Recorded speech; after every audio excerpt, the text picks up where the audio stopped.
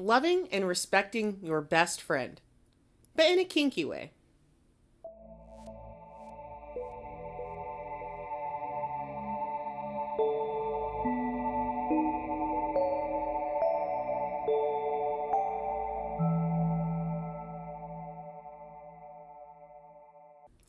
Howdy hole, and welcome back to Hole Chat, a boy love and girl love podcast that supports destroying the boundary between friendship and romance. Do it, you cowards. Yeah. I'm your host, Chuck, and with me is my BFF and also my partner, Keelz. Yo. Yeah, we're all for just destroying that line in between. Fuck it. Doesn't matter. We did it, you can do it too. We're a success story. Look upon us as your gods. Never mind. Excuse you. This has become a weird kinky BDSM play. Well, we're gonna go some other places today, so don't worry. I hope, if you're listening to this, that you had an okay Thanksgiving or whatever, and that nobody died by turkey, homicide, or food poisoning, and that your relatives were normal. Godspeed. Hope it went good. But now we are back. It is whole time, and as the sleigh bells start ringing, God, the holes start singing. Oh. Tring-a-ling-a-ling-ding-ding. This is what we're doing. Whole chat. Great. Welcome. Yikes. Yeah. Woof. Yeah. I don't... Listen, I'm holding on by the skin of my teeth. Point is, it's whole time, and I think the theme for December is really going to be treating myself. I know last time we did, The Good Teacher, which was like a very like Hallmark kind of setting or whatever. Like, oh, I'm gonna teach you how to do a sex, and so it felt very much like a Hallmark thing, that but didn't it was feel horny. like Hallmark. No, that didn't feel like Hallmark. That felt like the Logo Channel, straight up. Yeah, this is like that logo's idea of having a Hallmark film. That's totally fine. No. Oh, yeah. I don't think so. I disagree. We have different tastes. You're so soft. But I mean, yeah. that was definitely the theme for last year's, like, let's do something kind of like that. I think I'm just going to be extremely indulgent this year and just do stuff that I really, really like, or the stuff that's been on my list that I haven't had a chance to cover.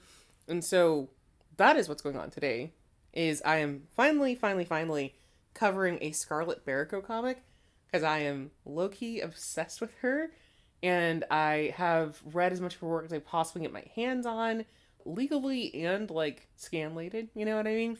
And so I don't know, I just can't believe I haven't covered any of her stuff. Well, isn't her stuff kind of tough for me though? Because that would be why.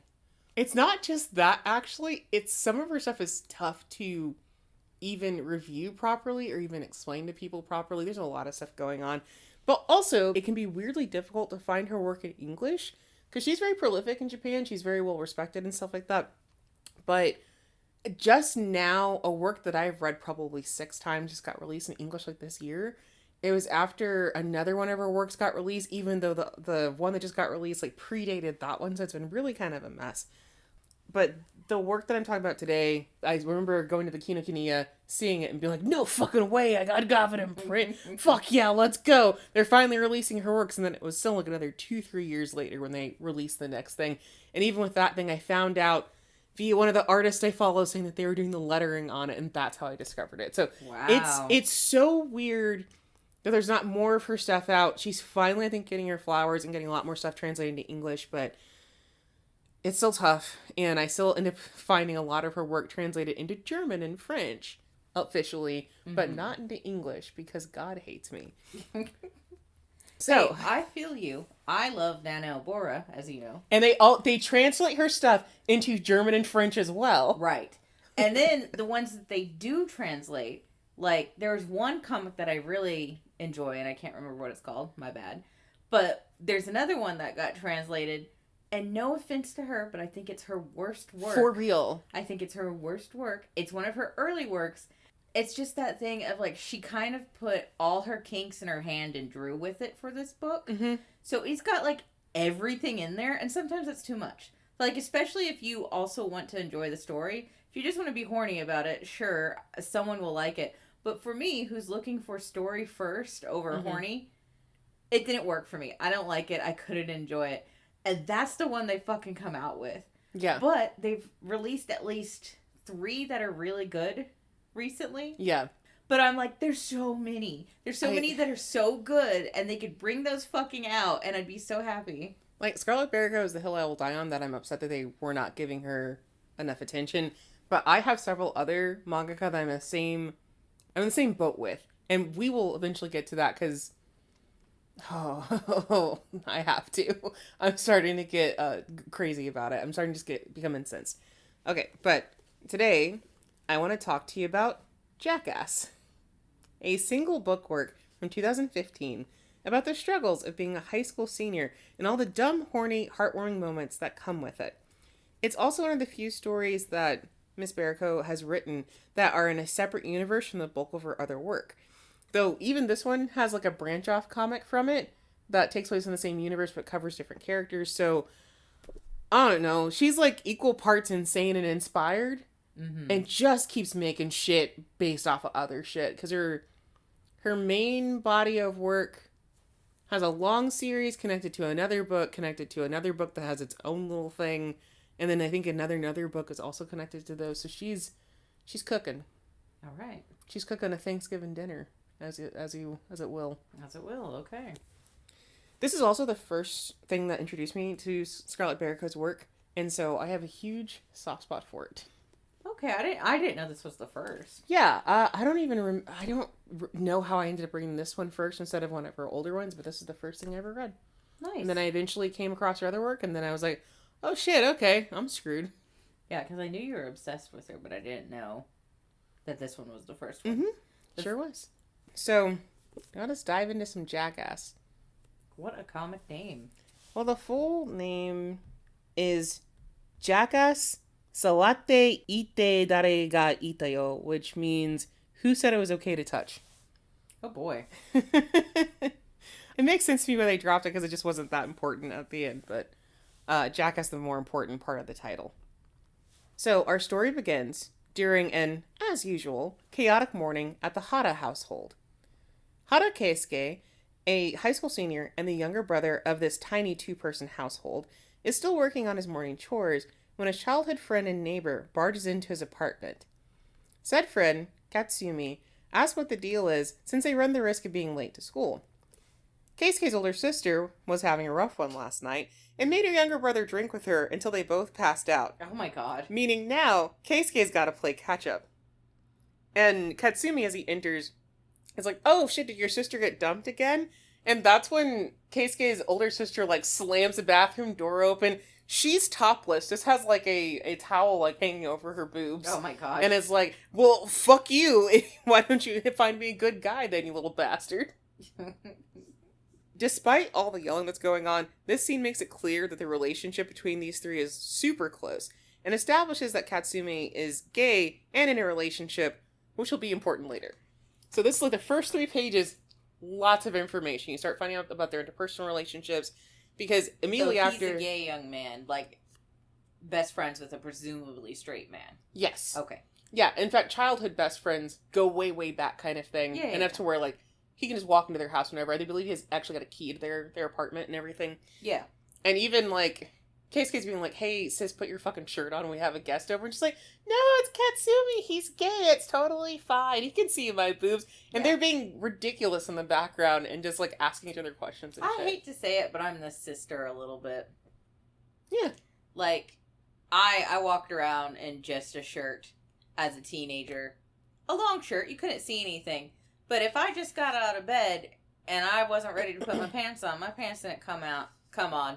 And I realized that was probably not appropriate of me around all my brother's friends. Nah, but I just saw them as more brothers. Yeah, but yeah, this is her just angry as fuck. Free boobing it. Yeah, free boobing it, and then these two in the background just being very cute with each other. Like, it's fine, it's not a big deal. Mm-hmm, mm-hmm.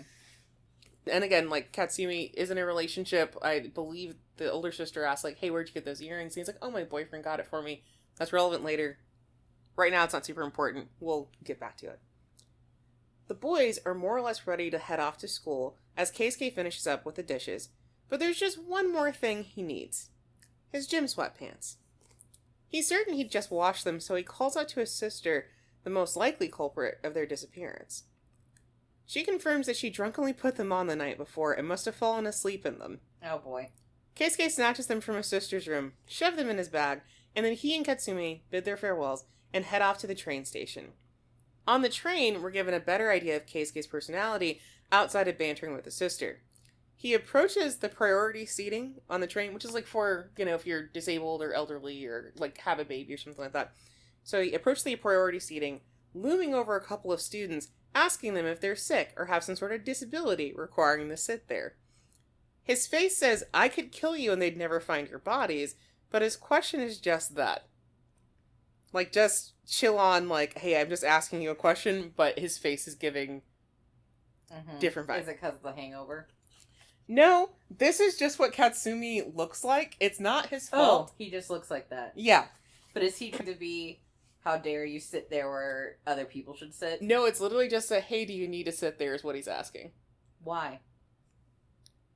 We'll get there. So, still, the two students book a hasty retreat, apologizing all the way, allowing Keisuke to guide his elderly neighbor into the spot instead. Yeah, so it was about, like, hey, do you really need that spot? Yeah, but he meant it as just a, like, oh, if you don't mind, we can swap. Comes he off meant as, it like... to be polite, but it wasn't polite. Yes. So it was not a, hey, fuck you. It was a, hey, if you don't mind, I'm of the hey, fuck you variety, so, like, either way, do it polite, don't do it polite. If you're not supposed to be in a disabled area, get up. In this case, they're priority seats, so you can take them. Mm-hmm. If the rest of the seats are filled, you can't take them. So this isn't like sitting in a handicap. No. They're there, and so like if you're sitting there because you were on the train earlier, but you see an elderly person, you're supposed to swap with them. Okay. Yeah, so it's not marked off in that way. Yeah. We don't have subways or buses near us. I've never been on a bus outside a school bus, so I don't know etiquette when it comes to. And this etiquette is even different from American etiquette. Okay, so like this wouldn't be an American thing. No, I think they do have like specifically marked off disabled things, and they have like some have tickets you have to buy. No, you don't have to buy tickets. No, this is a train more like the way we do like subways. In America. Subways, you don't need tickets. Okay. This is not all the same 1-to-1. Some subways you do not have to buy a ticket in a traditional way, and you don't have assigned seating in a subway. Oh, okay. Your ticket is just to get on the subway, and then you're just on the subway and you find a seat. It is not a ticket place. Like, and trains in Japan, if they're just regular commuter trains, you do not have an assigned seat. On a long distance train, like a Shinkansen or something like that, you do have an assigned seat. Okay. So there's different tiers. So this is more like subway seating, not train seating like we would think. Okay. Just a little look aside on trains. It's totally fine. I get it. I know what I know, and I know what I haven't seen or done. Well, Katsumi teases Keisuke about his height and his stern features, but he's right. And Keisuke regularly scares the fuck out of people, despite being such a responsible dude. And so he even, like, talks to the old man because he knows the old man well and is like, hey, how are you doing? That sort of thing. So he is, like, very sweet, very responsible. He's got an intimidating face. He really just does. As her train whizzes past a certain stop, the boys press their faces to the window, making themselves look as ridiculous as possible, all for the attention of one person. Shinoda Masayuki, the third leg of their trio, laughs from atop his bike as he watches his friends make fool of themselves, taking his attention from the gaggle of girls that are behind him. So their other friend, we see him... Their other friend, Mr. Ladies Man. Yeah, because we see him, and right as the train's about to pass by, some girls behind him are like, hey, can we have your number? And he's like, sure, why not? They don't go to a school. They're just like, hey. They just want that number. Holy shit. You're here. What up? Hand me the digits. And then he sees, his friends and then starts laughing kind of thing. That's always very brave of anyone to ask for someone's phone number. I know as a girl, you're often told, like, oh, here's a fake number to give a guy. Mm-hmm. If you don't want to give your number. I think if you're polite and ask for someone's number, I'm always impressed. Because I'm like, that's a special type of brave. It is definitely especially brave in Japan, too, because there's different sorts of etiquette as well. All three boys finally join up at the school gate, exchanging what can amount to pleasantries between teenage boys, before Keisuke and Masayuki break off by way of Keisuke jumping onto the back of the latter's bike. So he just immediately jumps on and says, like, hey, chariot me over to the rest of the school. Just very stereotypical teen boy behavior. Yeah, they're just buds. Yeah. Guys being dudes. Yeah, just boys being boys, non-derogatory. If Keisuke and Katsumi are like brothers, he and Masayuki are besties. An unlikely pair as they come from wildly different upbringings and have equally different ways of handling the world around them. One of the things that is emphasized the most is that Keisuke obviously lives with his sister, their parents are not in the picture, and so they have different financial worries. Mm-hmm. And Masayuki comes from like a rich family. Okay. And so he's got rich kid vibes, and he's hot, and like, well, there's a lot of things going on kind of thing there. Differences that are made even more obvious by Keisuke and Masayuki's positions as vice president and president, respectively. So they are both president and vice president of their class as well. But during lunch this day, as they work to figure out what their class is going to do for the school festival, it's Keisuke that's working hard to hash out the more intricate details, making use of Masayuki's laptop. Meanwhile, our resident pretty playboy is just vibing and agreeing to use his good looks and rich kid connections to draw in a healthy amount of girls and cash to their event. I love that. He's utilizing his skills. Yeah, because Keisuke's just like, dude, you're not being helpful. Can you just, like, bring in girls Can you just bring in your pretty face? And also, like, another conversation they have in and around this is that Keisuke's complaining, kind of like an old man, that all of their fellow classmates just want to do something for the festival that will attract women. Because they're an all-boys school, and so everyone just chomping at the bit. Like, please, can we attract girls? And Keisuke's like, can't we just make money? Oh, Keisuke. Yeah. Man after my own heart. Yes. So this is taking place during lunch. So after lunch is PE, because there's obviously a sadist among the teachers, which finds Keisuke changing in the classroom. Because truthfully, who the fuck makes PE after lunch on purpose? I mean, as someone who, that was all of my middle school. That's true. And doesn't change they're not sadists. We should have had a period after lunch that nobody did PE. It's just off. Yeah. You know what I mean? But so Keisuke's changing in the classroom. He jams his feet into his sweatpants and yanks, attempting to pull them up to his waist. But he finds a strange, stretchy resistance as he does so. He glances down, only to be met with a socked foot wrapped in black nylon. You know. Because his sister borrowed his pants. Pantyhose. He took her pantyhose. Mm-hmm. No. Shock and despair barely have time to register in his body before a fellow classmate calls out to him, causing him to rapidly pull his pants all the way up. So just shoves them all the way on real quick. He begins to panic as he realizes, in trying to force himself to be chill, he's missed his window to point out the ridiculous situation and laugh it off with his peers. But it's kind of clear that he's wearing hose, because the toes of the hose are flopping out of his indoor shoes and dragging around. Because he didn't put them on right. I'm mortified for this boy. That sucks. It does. And I get what he means. Like, there's a window where stuff's really funny, and then it becomes like I have to explain myself, and then it's not funny anymore. Have you ever had a male friend put on pantyhose? And y'all looked at it? You were in theater. I was not. Yeah. So that makes sense to me that you have seen this. Mm-hmm. When we were seniors, something about our last few months were kind of crazy. Mm-hmm. And I can't remember who it was in our class. They asked for pantyhose because they wanted to try them. And no one believed him. And I was like, I have some, I'll bring some tomorrow. And he tried them on. And he came out in like his gym shorts and my pantyhose actually. But he's like, these fit me perfectly. And they did. And then just strutted around in pantyhose and then got kicked out and got detention for it. Hilarious. It was great. Mm-hmm. Don't know why he did that. Wonder what he's doing now. That's so weirdly relevant to this story about wonder what he's doing now. You might find out. Luckily for Keisuke, his precious bestie is alerted to his distress, immediately recognizes the problem, and steps in to take care of things. Masayuki taps his forehead against Keisuke's, claiming fever, and then gives a running dialogue about how sick Keisuke is feeling as he leads him away. Like, oh, your tummy hurts? Lunch shouldn't agree with you?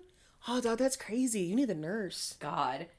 Making the situation, in my opinion, even more embarrassing by making up the things. To be fair, one of the other students was like, hey, bro, you're being really quiet and being really weird. Are you feeling okay? So they're just playing off of what's already been said. Mm-hmm. And again, PE after lunch is a fucking crime and a terrible thing to do to people. Yeah. As the boys make their way to the nurse's office, Masayuki's just gotta know what/how did this happen. It's Akiko's fault, of course. So that's his Keisuke's older sister. Yeah. Yeah. So it's Akiko's fault, of course. She has a very cute name for coming out like a drunken lesbian with a towel on. She's amazing. She's perfect. Is she lesbian or No, she's not. Okay. She would Got that kill. She would kill pull with so women. many women. She would pull so many bitches. She really could, but she's unfortunately straight. Like, sorry for her.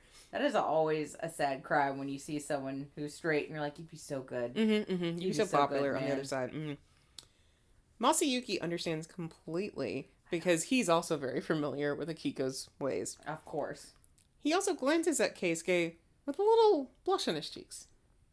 Ah. At the nurse's office, their sick Keisuke act is interrupted by Katsumi actively putting the moves on the school nurse. God. I said Katsumi having a boyfriend would be relevant, and here you go. So, the nurse is his boyfriend.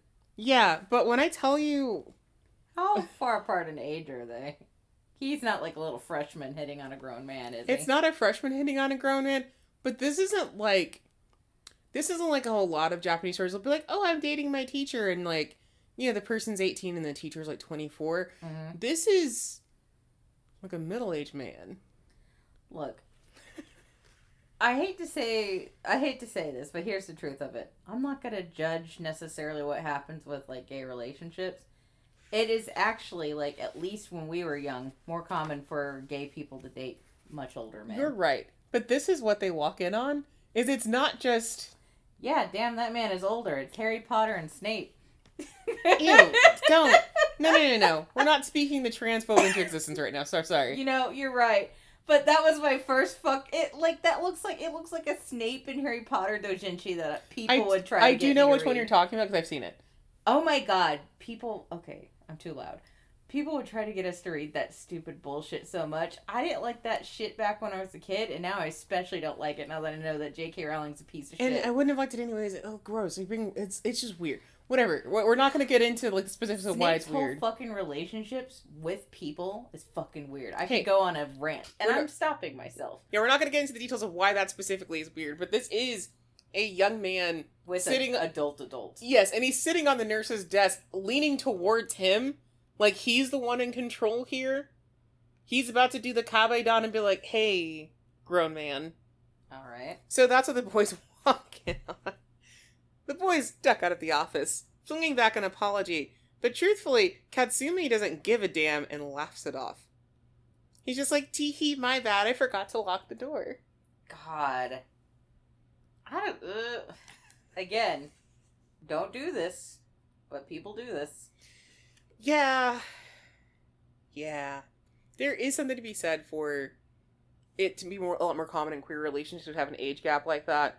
I even think about, what is her fucking name?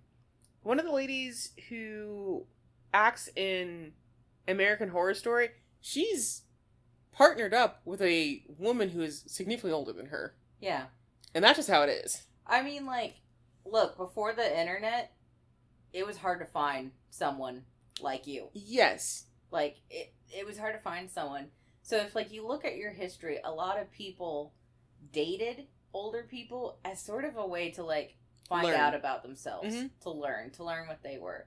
So, like, I find it personally hard. I don't approve, but I do find it personally hard to immediately judge a huge age gap. Mm-hmm. I am judging this one because that is definitely, like, 40-something-year-old man and this, like, twink boy.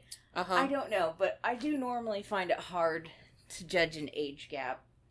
We'll sprinkle in some more of them as we go on, because they're not the main focus of this story, but they do pop up several times. Yeah. Usually for a level of comic relief, because what an insane thing to walk in on. And for the student to be like, hee, oops. Oh, Katsumi. Jeez. Keisuke, squatted in shame and embarrassment, asked if Masayuki could just take him to the further away bathroom so he can change. Because at this point, he's not going back to the nurse's office, is his thought. At this point, he's not going back in. He's like, I can't do it. But Masayuki refuses to let his friend suffer any longer. And damn if he isn't weirdly focused on the bit of visible pantyhose sticking out from Keisuke's shoes, so he forces his way back into the nurse's office.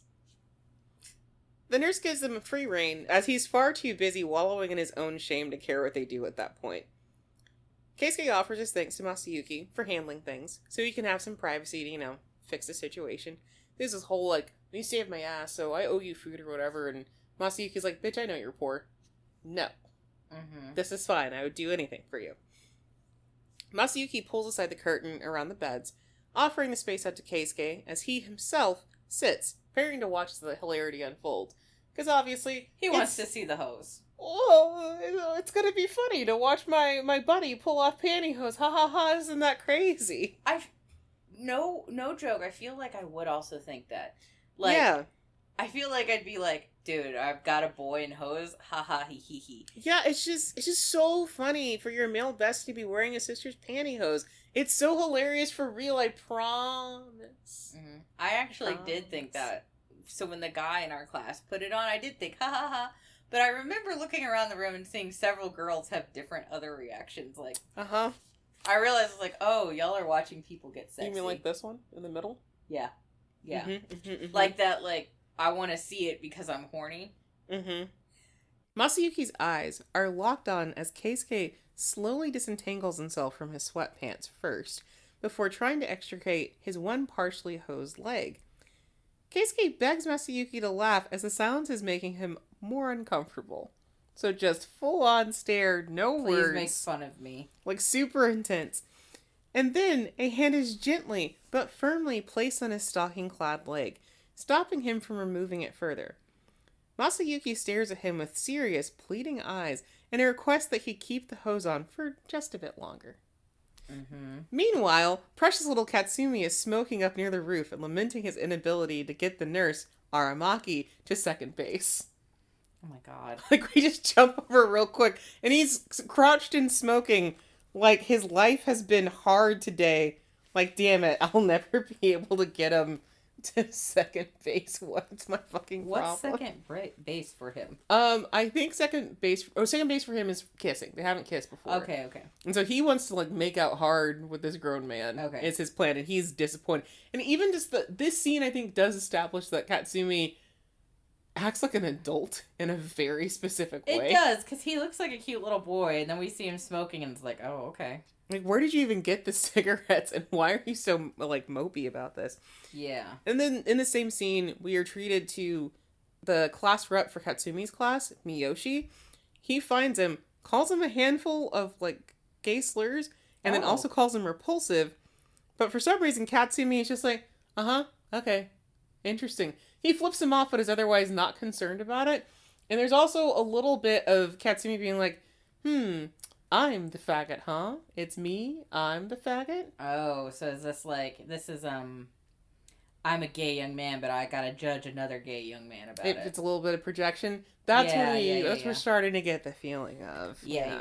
So we have the little jump cut, and then back to the nurse's office, where Keisuke is now perched on the edge of the bed, while Masayuki stares intently at him. So question, because I can't get the young man with the old man out of my mind. Mm-hmm. So he has a boyfriend, and it's this nurse, but they haven't even kissed? No.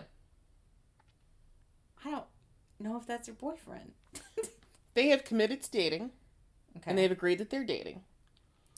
But if you are a grown man, I couldn't imagine kissing a young man. If you have any level of decency, and you've agreed to date this, teenager, and you are also in a position of authority at a school, and you don't want to lose your job and you don't want him to get expelled, you're not going to do shit. You might agree, okay, we're in a relationship, I'll buy you little gifts, but we need to be dating like we are Victorian betrothed. You know what I mean? I've just got to say, even those guys found ways to skirt their. This is I'm engaged to a 12-year-old girl, and I'm 18 and I'm away at college, and so we write letters to each other. This is how this nurse is trying to play it. Okay. So we're I might hold your hand, but we're not going to kiss on the mouth, kind of thing. So he's being a very polite, committing a crime. Yeah, I'm gonna very gently skirt some laws, okay? Yeah. Exactly, you're right. You're right. Look, I'm judging a little, but I'm also more curious about them than the main couple. Sorry. No, you're fine. We're now we're only just now getting into the main couple, truthfully. Mm-hmm. But yeah, so now Keisuke's perched on the edge of the bed while Masayuki stares intently at him. And Keisuke's just like, okay, cool, you've just been staring quietly. Can I take these off? And Masayuki's like, no, wait, give me a second. I'm confused by this too, which is like, wait. Oh, it's gay awakening hit. And then Masayuki asks straight out if he can, like, touch Keisuke a little. Bro. The answer should be absolutely not. And they have a tussle about it, but when Masayuki, face mere inches away, puts his hands to Keisuke's lips and shushes him and tells him to be a good boy, Keisuke can't help but give in. His excuse is that Masayuki's, like, beautiful face has gotten to him too, because it gets to everybody. And I'm like, no, that's gay. That seems gay. Yeah, that seems a little gay. You are sitting 5 feet apart in a hot tub because it's not gay. Yep, it seems a little bit gay. I mean, that is a very serious... I like how intense the expressions are. Yeah. Because, like, it feels like this is a moment. They're having a moment. This feels like something that you would have It's a weird little moment that you don't really know how to explain to each other. Yeah. So what do? A gay awakening isn't always, like, clean. It's usually kind of a mess, actually. So, yeah. So, Masayuki gently examines and caresses Keisuke's stocking leg, complimenting aspects of his physique along the way, like, you're tall and you're toned and you've got fine hair all over your body, it turns out. You've got beautiful ankles. Boy, this is too weird and too gay. Maybe it's a fetish, but all Masayuki knows for sure is that there's nothing better than a good pair of legs in black stockings. Bruh. That explains all the girls Masayuki's been with, but Keisuke asks, are you into guys too? Is that a thing that we're doing? Well, I suppose. That's the confusing part, because up until today, the answer was no, and most definitely not his bestie. But Keisuke's legs are the best he's ever seen, better than any woman's, and they may be just what he needed. Which is a weird whole set of situation to be into. Aggressive, not even aggressive, very gentle. Yeah, gentle worshipping of the legs. I'm calling this, what am I calling this? I don't know what I'm calling this. He's just being a pervert. Yes. So gentle leg caressing, all the sort of compliments that if somebody was laying you down and said, hey, your legs are exquisite or this part of your body's beautiful, would be extremely intimate. And they're just doing this on like a Tuesday afternoon in the nurse's office. Yeah, the you know worst. what I mean? So with 15 minutes left until the end of the period, could Masayuki maybe touch Keisuke's legs more? No. Like, just for 15 minutes, Nope. unadulterated? Red flag. Keisuke, again, should say, hell and fuck no, but the promise of food is enough to have him relenting.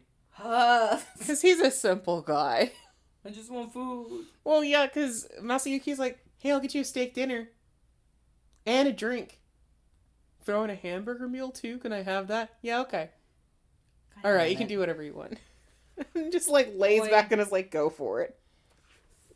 He's also got a hangover, so I bet all those foods sound really good. Oh, this is kind of him all the time. You can bribe him with food. He likes food a lot. So this is normal behavior. It's not the hangover. This is normal behavior. Oh, boy. Because there's, while he was up late drinking, it's his sister that has a hangover. Apparently, Keisuke is actually pretty good at holding his liquor, so he did not get, wasted. Get the hangover. Yeah, Masayuki truly goes to town, running his hands up and down Keisuke's leg, nuzzling his face into the smooth nylon, kissing along his calf, and going so far as to gently bite Keisuke's upper thigh.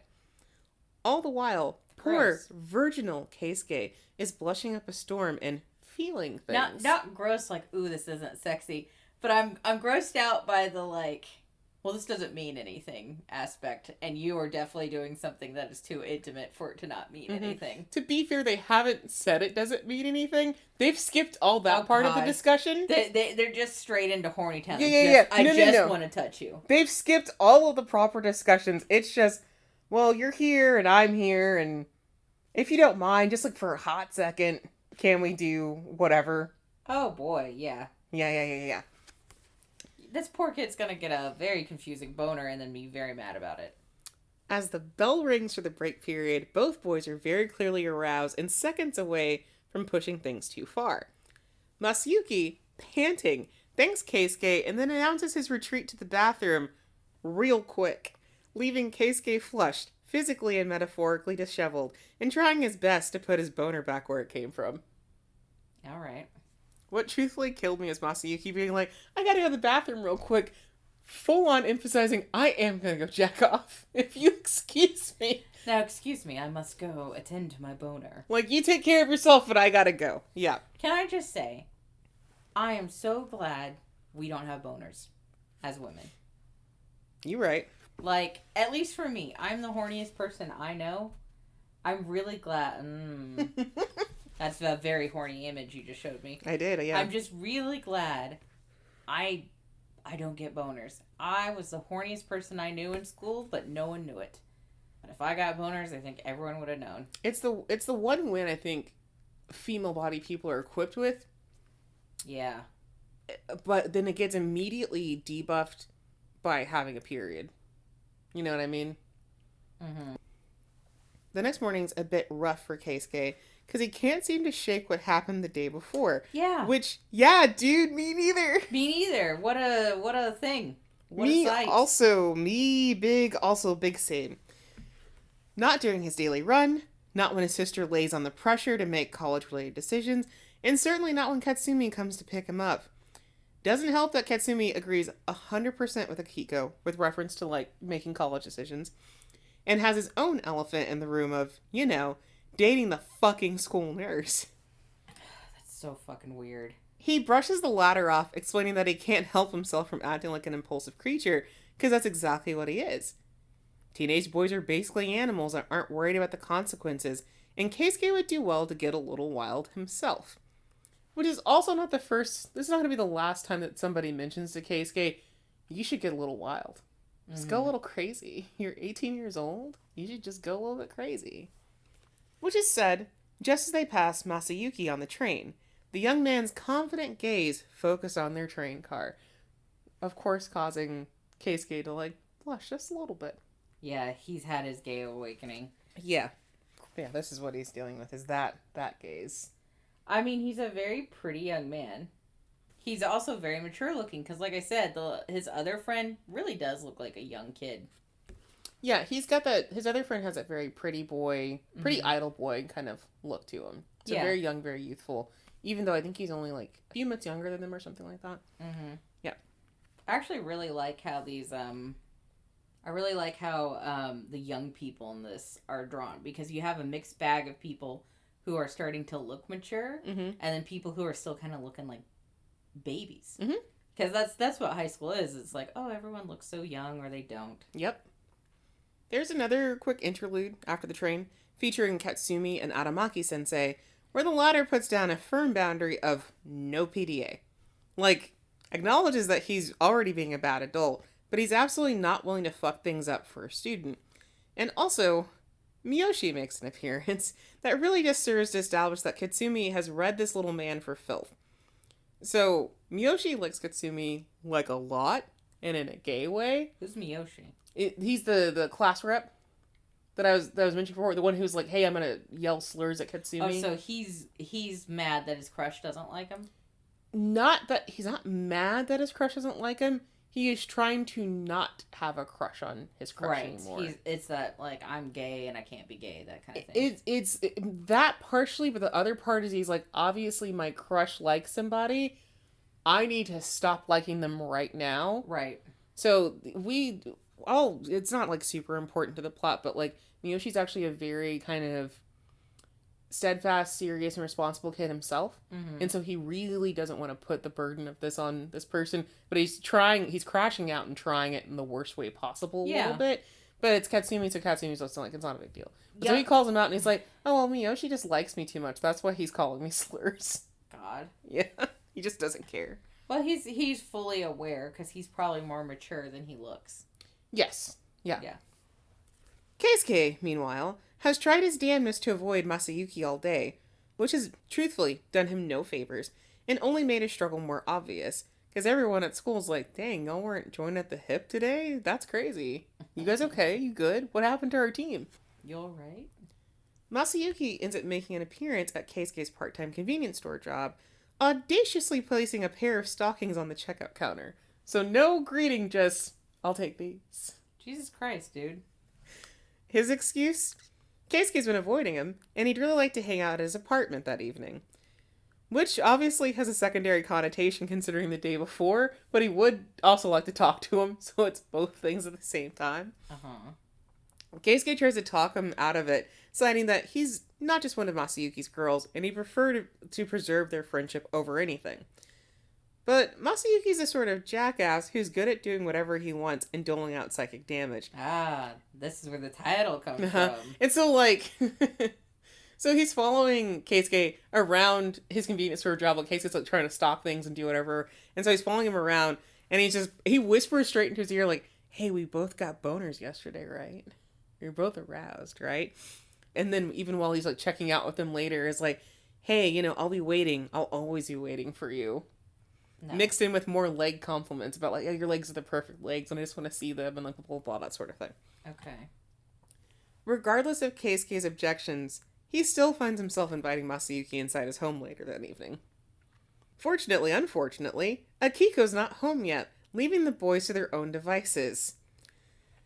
So, in addition to the stockings, Masayuki's brought along a new pair of sneakers for Keisuke, which is a kind thing to do as a friend, but feels a bit weird here. Masayuki doesn't make it any better by emphasizing that they are to take care of Keisuke's beautiful legs. So I was like, here's these shoes to take care of your beautiful legs even further. And I'm like, girl, because at this moment, I know that they're being given as a gift. Because he did actually mention earlier that Keisuke's, like, regular sneakers look dog shit. And Keisuke goes for runs regularly. So this is actually meant to be a regular gift. But it's that, like, we crossed the horny wire thing. Unfortunately, everything's a little uncomfortable. Yeah. Like, me pretending I'm Keisuke. Everything this dude is saying to me is uncomfortable. Yes. Because, like, we've crossed the horny wires. I don't want to probably talk about it again. Yikes. Yeah, you've crossed the horny wires. This is not the thing to do. Not everyone can comfortably talk about this. Right. Especially as a young person. Exactly. But they're best friends. They've known each other for a long time. So, Keisuke chides Masayuki for this. He's not just some girl that needs to be plied with gifts. They're just good buddies, after all. All he expects from Masayuki is for him to take full responsibility for this situation. And then Keisuke goes off to shower the stockings in tow. So he does not feel bothered by this at all. What's bothering him more about the shoes is that Masayuki spent money on them. And that this is a big gift. Oh boy. Yeah. You're having a different problem than my son. Yes. So there's a different problem going on. He's like, yeah, don't treat me like a girl and try to ply me with gifts, but also this is kind of a big gift, don't give it to me kind of thing. So then he goes off to shower. And, like, even while he's in the shower, he's, like, deep cleaning his feet, and he's like, what am I doing? What am I doing? Deep cleaning your feet, because he's spending extra time on his legs and his feet and stuff like that, because he's like, well, those have got to be fresh before I put them in the stockings, and I'm like, yeah, I'd be having a small existential crisis too, my guy. No, like, this sucks. This, like, little gay awakening moment sucks. Truthfully. Like, this is probably how feet fetishes start. Truthfully. So after a shower, a stocking and towel-clad Keisuke brusquely invites Masayuki into his rather bare-bones bedroom, and Masayuki has the audacity to say, like, well, hey, that's not a very sexy way to invite me in. You're not, like, setting the mood right. And Keisuke's just like, shut the fuck up. I'll do whatever I want. Just get over here. So Keisuke turned away from Masayuki, lets the towel drop from his waist, exposing his lower body, with no underwear at Masayuki's request. And so it's this push and pull of, like, Keisuke's like, I don't feel super comfortable about this, but does everything that Masayuki asks at the same time. You know what I mean? Mm-hmm. Like, I'm still gonna do it, but, like, it's whatever, bro. Like, it's totally fine, bro, whatever. Masayuki, at this sight, legit glomps him, knocking Keisuke onto his bed in his exuberance, smushing his face into nylon-covered ass. No. Mm-hmm. All this is immediately getting embarrassing and horny. Oh, They're teenagers. They are definitely teenagers. They're teenagers. No. You can't nuzzle your friend's ass and still be straight. I'm sorry. As a bro, you can do whatever you want. Can't. You don't kiss the homies goodnight? Nope. This is you are kissing the homie directly on the asshole. That is different. But still kissing him goodnight, bro. Look, straight men won't eat ass. So there's no way a straight man's going to eat a man's ass, is all I'm saying. Cowardly straight men won't eat ass. Cowardly straight men won't eat ass. Brave ones will eat ass and say it tastes like peaches. Mm-hmm. As bewildering as the situation is, Keisuke finds Masayuki's reactions fascinating, which seems to be his main impetus for considering this bullshit. As Masayuki takes up caressing Keisuke's legs and ass, he encourages Keisuke to take the new sneakers, because it's not just about his early perv comment, it's because he knows how important running is to Keisuke. A comment that really hammers home how blurred the lines are getting between them, and is truthfully an insane thing to say. He's like, caressing all over him, then he's like, Hey, by the way, you really should take the sneakers, because I know how important running is to you, as it's the only, cheap sport you can do, that kind of thing, and I want you to do that because you're my buddy. Fondles ass. Oh, boy. Yeah. All this is weird. Very accidentally touches Keisuke's dick and balls, even. And he's just like, oh, sorry about that. I forgot you had that. My bad. God. Masayuki continues to survey Keisuke's legs, even going so far as to take a picture real quick, while he explains his philosophy on why Keisuke is the best for this. Essentially, he really just wants legs, and finds dating and sex with women uninteresting. But he has a leg fetish, so he actually knew about his own fetish. He is now fully cementing in it, because before he just thought I just like women with nice legs, and now he's realizing, oh no, I just like nice legs. It doesn't have to be a woman attached to that. Oh. That is inconsequential. I just like nice legs and stockings. Okay, I think that actually makes his actions make more sense, though. Him being like, I just love legs. I get it. As a leg connoisseur, I get it. Exactly. I love legs. It didn't matter who... This is about you. This is about me. So this admission, this makes Keisuke perfect, essentially? Mm-hmm. Wow, what a jackass. A sentiment Keisuke shares, not that he actually cares at this moment. From there, Masayuki fondles Keisuke's legs in earnest, with more intensity than the previous day. He only pauses to encourage his partner to touch himself. Oh my god. No big deal. Just two buddies engaging in consensual kink. They're crossing the lines. Keisuke even tries to hide himself as he's getting to the masturbation point, but Masa forces his legs apart so that he can keep feeling on his legs. Hey, keep your legs over here. You can do whatever you want up there, but I need to be able to put my face on these legs. This is the hottest thing that can happen to you in the sexual term. This is hot. But as this is their first sexual thing, God, that's a lot. It is a lot. It is truthfully a lot. Yeah. What are we doing, kiddos? Yeah. Things are intense, but otherwise fine, until Keisuke calls out Masayuki's name in pleasure. Oh. Both boys freeze, eyes wide, in their extremely precarious position. Because Masa is firmly between Keisuke's legs. He's close to his crotch at that point. That is so fucking weird. Before they can process, Katsumi bursts through Keisuke's bedroom door to inform about some leftovers his mother's made. Did they see it? Did he see them? Yeah. No. Katsumi pauses for a beat, taking the situation before him, then says, arms outstretched, "Welcome to being gay?" ? So yeah, they just lying there in shock because accidentally saying someone's name in pleasure, and then there's Katsumi. Kill precarious position, and then just congratulations. I don't know who's shouting it, but someone is shouting "kill him." That's Keisuke. I love it. I really, really like.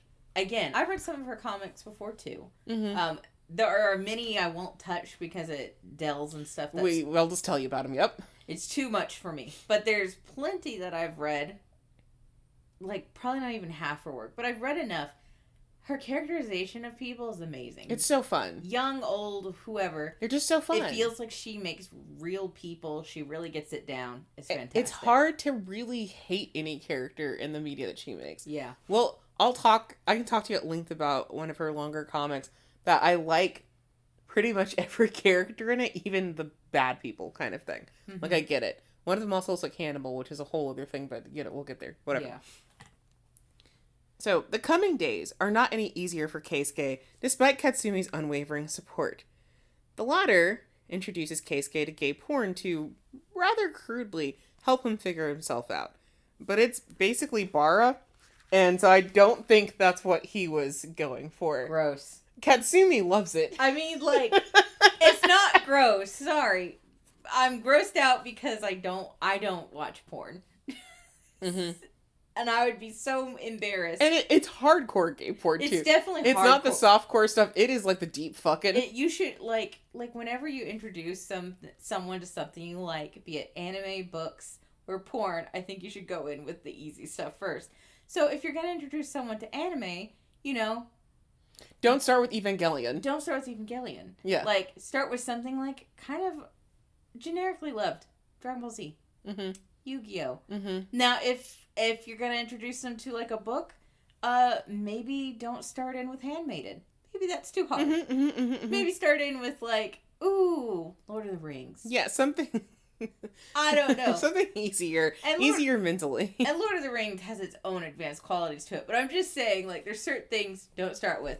Like, start in with, like, a short snuff film and not a Star Wars porn epic, Oh, short smut film. Smut film. Oh, yeah, not snuff. Oh, Jesus Christ. Snuff means something else. Yep. Snuff is bad. Don't watch snuff. But yeah, like, just even the fact that Katsumi's face in this moment... showing the porn, he's delighted. This is his taste. Katsumi's having a great time. Katsumi's a fucking insane person. Yeah, but, like, I think if you're a new gay, seeing a bunch of muscled bodies going at it together, that's a little too hard for you. Especially because they are 18 years old. Yeah. And you are not fully developed at 18. You still have some years to put on. That doesn't look like you. That looks like a whole other person as well. Yeah, it probably would feel like, ew, I'm watching my dad's fuck. Or something like that, yeah. So, while this doesn't seem to foster any answers, Katsumi seems to be full of them, and they have a long talk about Keisuke's feelings. So, while he may not be certain of exactly where his relationship with Masayuki is going, it's clear that he's experiencing jealousy beget from wanting to remain special in some way. He doesn't want to be just another girlfriend. He's better than that. But he's also too afraid to assert that feeling on Masayuki. Still...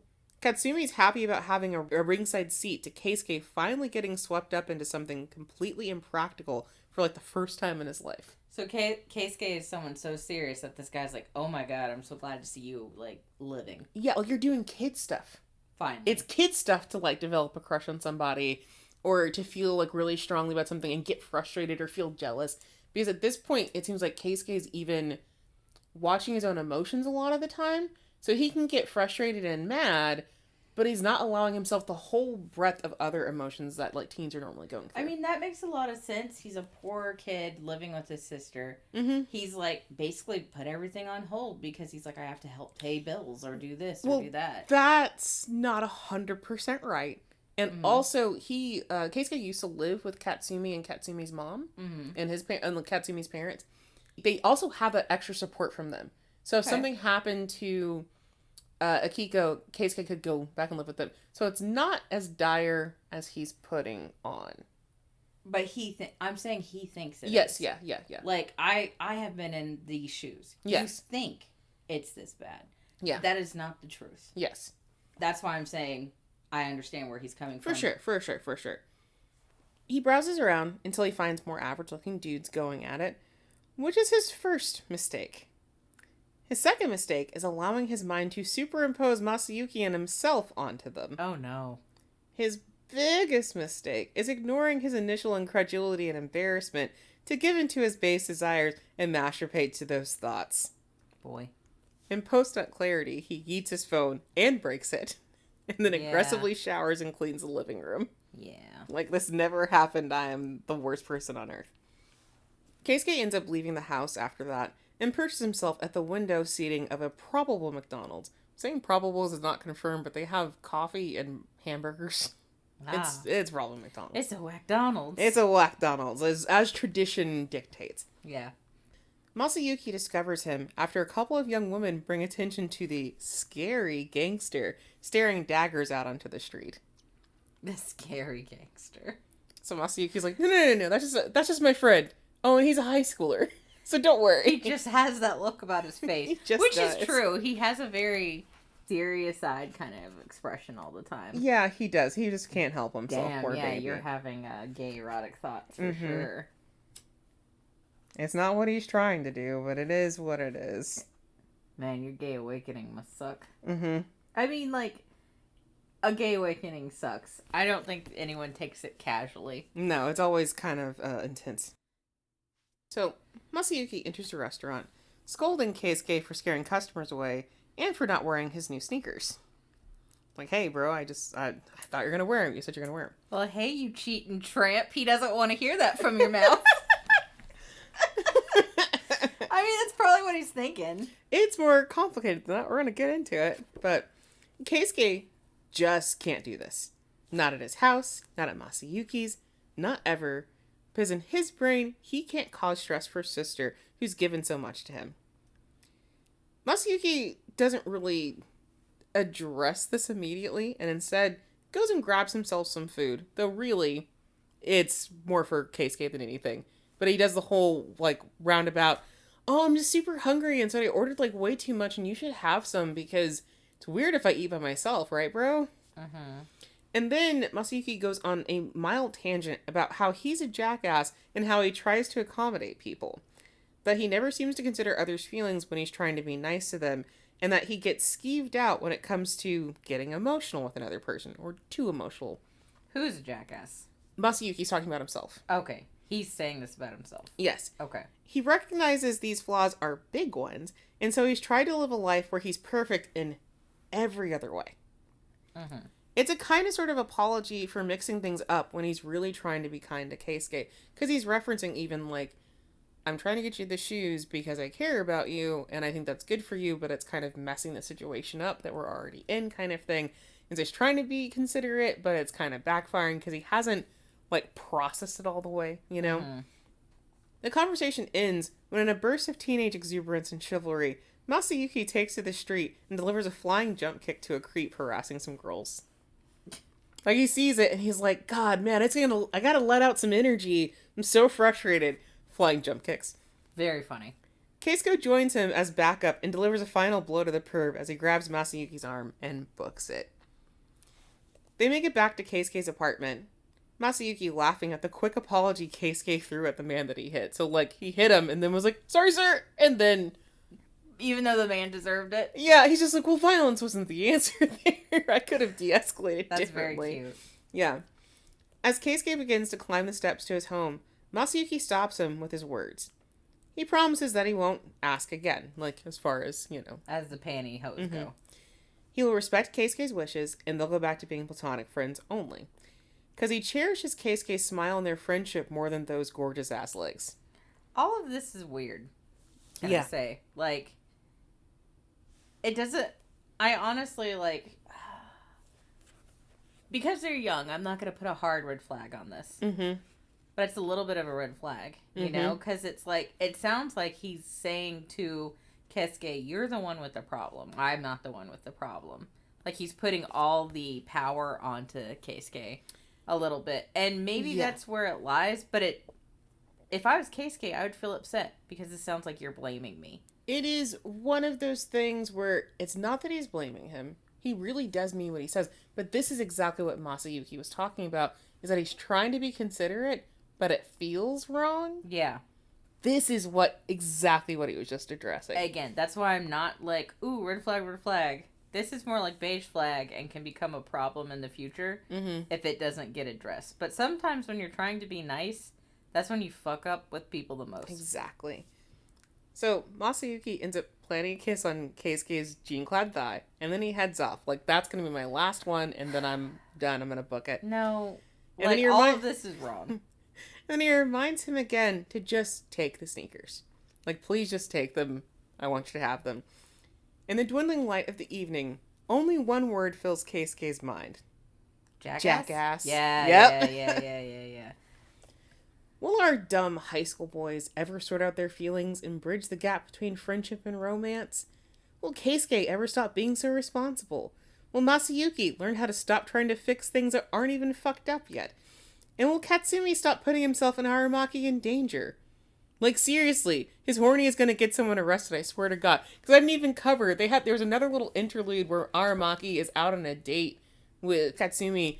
And Katsumi, it's in the evening, but Katsumi is trying to, like, make the fuck out with him on the street. Okay. And it's like, no, I know you're in the gay district, but do not do this. He is your school nurse. You are way too young. I need you to stop doing this. I swear to God. Like, I don't think you should be dating that guy at all. And, like, I don't know. Like, I get it. There's a lot of, like, where I'm trying to educate you as an older gay person and we're hooked up.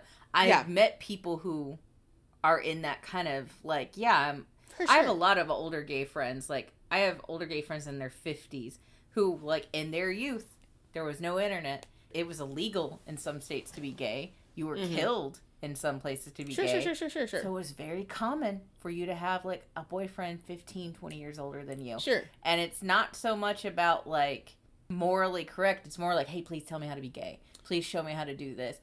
I'm not trying to hurt you and you're not trying to hurt me. We are hiding.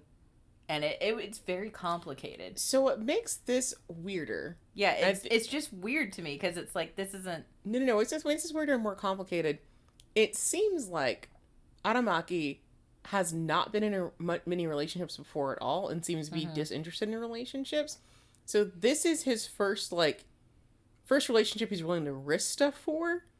And on the side of Katsumi hasn't really ever had a strong crush on somebody before. He's openly gay. He likes obviously gay porn, is into like some of the culture and stuff like that.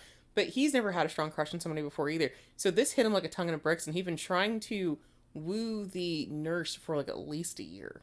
Mm-hmm. So this has been a consistent thing. So they're both kind of in a weird spot where the nurse comes off as a little more inexperienced than Katsumi. The nurse also didn't identify as gay before. Yeah. So there's a lot of weird shit going on in this relationship that kind of...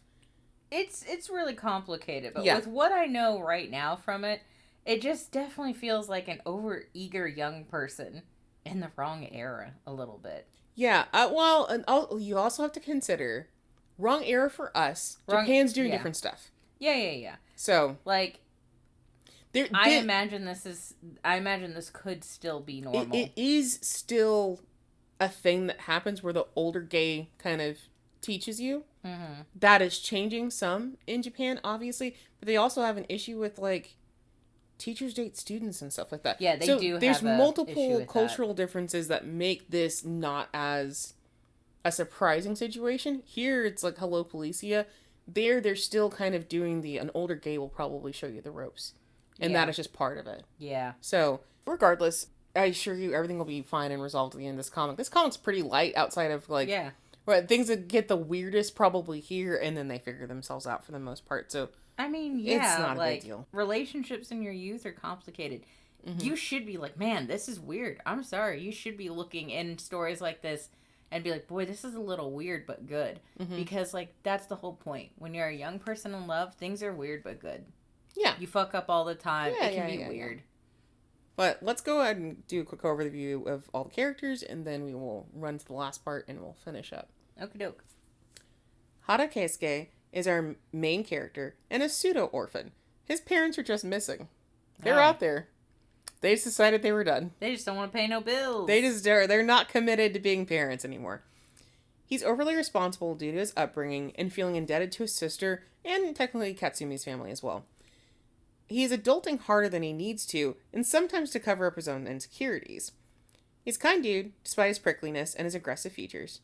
He'd make an excellent housewife, because he is a good cook, he's good at cleaning, whole thing, and he also loves to run. But, like, they have a garden on their balcony, cute. And it's all him. Oh, that's nice. He cooks the meals, he pickles vegetables, he's this little guy. He kind of seems like an old soul already, like, his little serious expression, his, like, kids get up for this elderly man. He's got, like, very mature qualities He about does. him, but they also feel old, too. Yeah, Like, it's yeah. not just about mature. You feel like an old man. He gets called an old man a couple times, yeah. Yeah, he feels like it. Shinoda Masayuki is the male lead, a rich playboy and Keisuke's bestie. Seemingly perfect in every way, except for his romantic relationships, which he claims is by choice. Like, oh, I'm just perfect because I want to be... Okay. Whatever. If you think so. Uh-huh.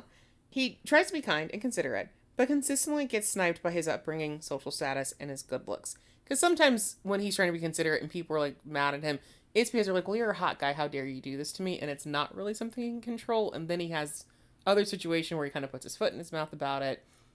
It's a whole thing. Yeah, so is he having, like, pretty people problems? Like, he's so... He does sometimes, because there's an expectation that he has money and he's pretty, then if he's talking to you a certain way, people get the wrong idea in their head, that kind of thing. So that comes up too, or is like too friendly to people when you're good looking is like a bad thing. Yeah. He has probably never told his mom no in his life, which is relevant later. And he is actively developing an aggressive leg fetish. Oh boy. Katsumi is Keisuke's childhood friend / brother figure. He's openly gay and low-key horrifying. He has somehow seduced a grown man, and you get the feeling that he could do it again at will. I'll do it again. He could pick a different one and be like, it's too late, you're in my clutches. He's a supportive and surprisingly mature friend to both Masayuki and Keisuke, but he's also a menace, with a capital M. He also has a big dick, which isn't really relevant to anything, but whatever. You know how I gleaned that information? From the cover art on the back. They just talk... Oh. Where he's wearing a shirt that says, I have a big dick, and then that gets, like, offhandedly confirmed in one of the extras, and I don't remember if it's one of the extras in the book, or if it's one of the extras from, like, the... So he's not just wearing it for funnies. No, I think it might get confirmed in the drama CD extra, but I did see it. So... That's funny. Random tidbit, that gets confirmed. That's pretty funny. Hara Akihiko is Keisuke's older sister. She busted her ass as a teen so she could get a good job and take care of her brother. She's desperately trying to get her dum-dum of a sibling to just be a kid, even though he's refusing at every step. She's a little all over the place, obviously with the drinking late at night, but Keisuke is always her first priority. Haruomi Miyoshi is a class rep from Katsumi's class, and is technically Adamaki's love rival, kind of. He doesn't get a ton of page time, but he is a deeply closeted kid, also clumsily stumbling through his sexuality and his feelings. So he kind of fits in with the rest of the group and what they're going through. Mm-hmm. He really is a good kid in all other ways, just very dumb and scared. Right. Because everyone likes him, everyone would depend on him. His only weird spot is the situation with Katsumi. Mm-hmm. Adamaki-sensei is a school nurse and Katsumi's boyfriend. He's fully aware he's done fucked up, but is willing to face the consequences for his digressions. He seems unwillingly smitten with Katsumi and is 100% not in control of their relationship, no matter how hard he tries to be. Because he said the no PDA rule, and I'm telling you 3 chapters later they're making out in the street. So, he tried. He tried. Yeah. Honestly, in my opinion, at this point, it just proves that kid's not ready for a relationship then if you're not going to respect a boundary. Mm-hmm. Like, again, I don't know what's going on between them. Mm-hmm. It's not also a fair boundary to make. It's so complicated because of their age difference that it's just like, you really should have just waited. Yeah. Like, that would have just made things easier for the nurse if y'all just waited, put a pin in it. Mm-hmm. Like, but this is why, hey, don't date teachers. Mm-hmm. Don't date an adult. Mm-hmm. But yeah. Oh, but Katsumi's gonna do what he's gonna do. Nothing's gonna stop him. Yeah. It is consistently affirmed he's just gonna do what he's gonna do. Yeah. So, I have a huge soft spot for this comic, because on the surface, it's a wild premise, littered with silliness and fun characters, because it just straight up tells you, like, oops, I accidentally wore my sister's stockings, and now my friend's being weird with me. Insane. Insane premise, truthfully. It's a crazy premise. And it's, like, so honest. It feels like such a weird situation you wind up in high school. Yes, and yet is also surprisingly heartwarming, nuanced, and sweet. Yeah. We're dealing with teens who are a few months away from graduation, so they have increased agency and maturity on one vector, but are also ripe for making a mess of themselves. Keisuke is obviously super responsible, and he really believes he's doing the right thing by helping support his tiny little family, but he's also severely stunting himself emotionally and disrespecting his sister's wishes and hard work at the same time. Yeah. It's in no way intentional, but he's just still a little guy. Yeah. Masayuki's not better by allowing himself to be messy in relationships while remaining the example of perfect student/son in every other aspect of his life. Mm-hmm. His relationships aren't even that messy, it's just he's got a growing kink, low interest in women, and very few girls his age are emotionally prepared to be sex friends. Because he approaches his relationships with like, we're just going to fool around, let's not make it a thing. But girls his age are not ready for that in a lot of cases. They're still figuring their shit out. Is there a reason why he's like, I just want to do the sex friend thing? He's not really interested in relationships. Okay. And he's not fully processing, oh, I'm not really interested in a relationship, I just want legs. Can I just touch legs? Mm-hmm. Can I touch legs and it not mean anything? Because that's what I'm interested in. Right. Like, Homie is absolutely backing himself into a corner and believes for most of the comic that it's his choice and not the influence of his parents. Uh-oh. Like, I'm in control of making myself be perfect. It's not my parents. I'm making this choice. But then it's like... It's probably his parents a little bit. Yeah, because it's like the only thing that you do that's bad is you go on dates with girls and everything else is like straight-laced. And it's like, is it really what you're choosing to do? You know, it's this is a precedent that's being set. And there is a scene where he says that he told his mom no and she got really upset. And I was like, this is not just... your choice. This is your parents' This is something choice. else. Yeah, there's more. Neither one of these. He's feeling pressure at home. Yeah, neither one of these boys are fully in control of themselves, and they're like either resisting acting out or acting out in very specific ways and aren't fully understanding what the whole basis behind that is. And not to say that these guys are miserable, because they're absolutely not, and have very fulfilling friendships with each other and their peers. But this is a good example of the weird pressures that arise when you're a teen. And even more so when you're part of a culture that expects excellence in everything. And fealty, of course, too. Like, fealty is also a big thing in Japan as well. And so all of that combined together, plus, you know, do I have a fetish? Am I gay? Are my friends happy with me? There's a lot going on. Mm-hmm.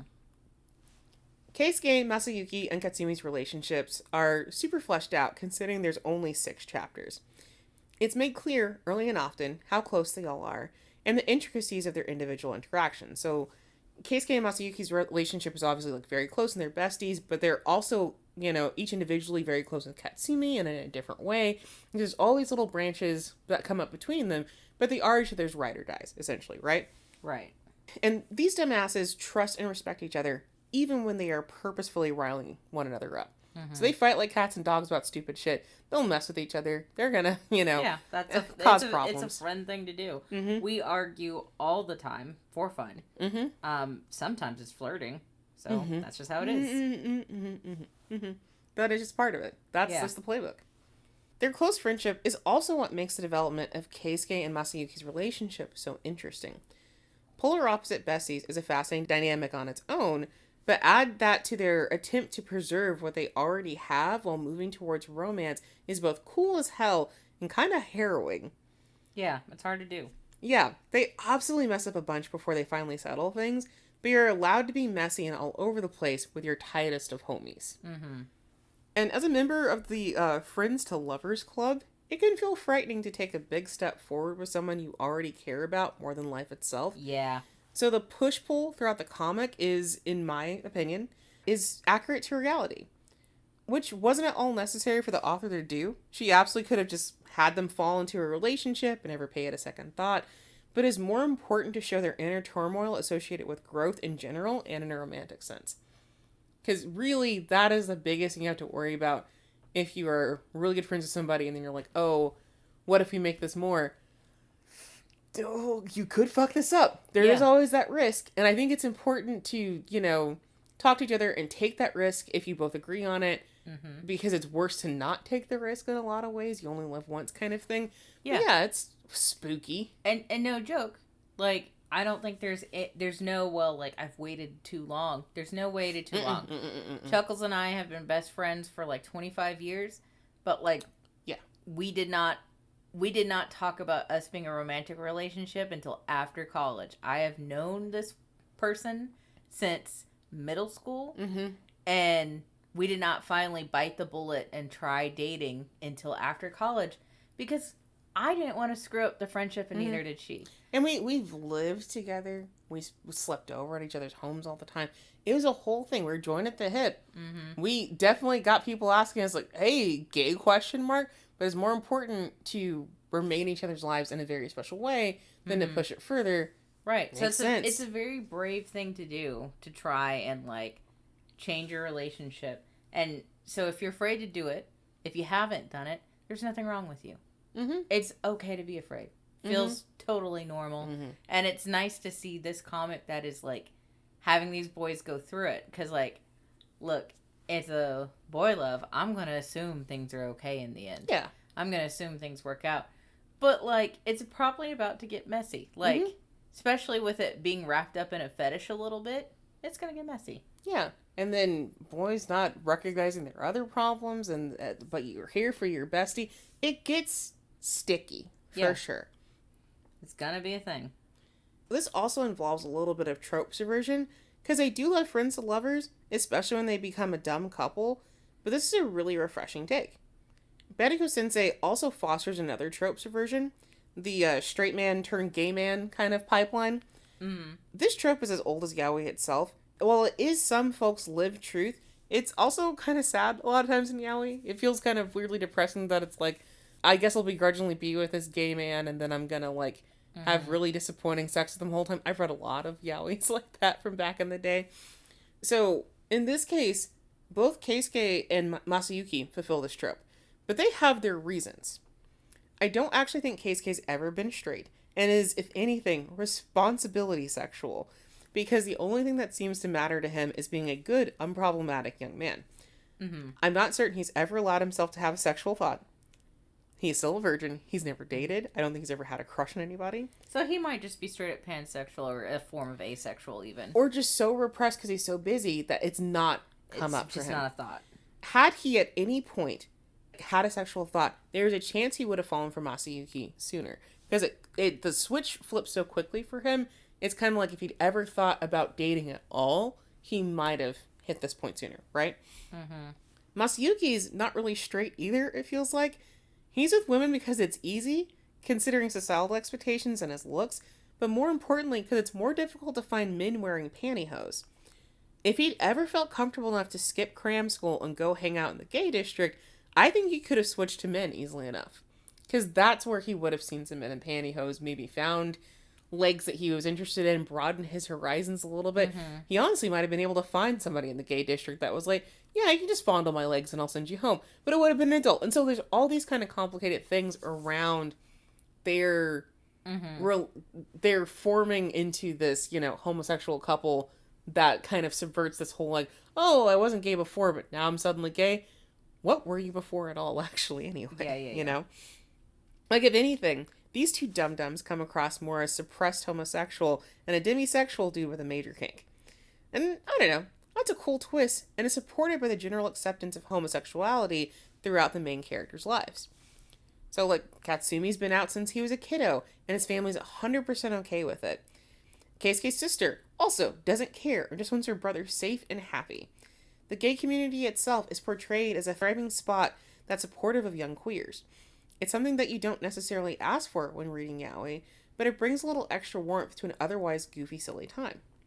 And it's one of the things that I, like, vividly remember from the first time I read this, is reading through it and being like, oh, there's, like, you see other gay people who, like, own businesses trying to help kids get jobs and do this and do that. And, like, everyone in the gay district's being very nice and is like, oh, are you lost and can I help you get out? And there's just kind of very warm feeling of, like, it's okay to be gay and your family's going to support you. And it's, I think this was written in, it's 2015. It's like, it's 2015 and we're not going to do that. There's a mention of, like, we used to go to Shinjuku because we can get married in Shinjuku. So it's all this kind of, like, good positive feelings about being gay. And, like, there's a path forward for us to be gay, as opposed to plenty of yaoi that I've read where it's like, well, I guess we're gay and we're going to have to hide it from our bosses. Ah, ha, ha, ha, go fuck yourself. Yeah. So this was so refreshing in that way. Yeah. For sure.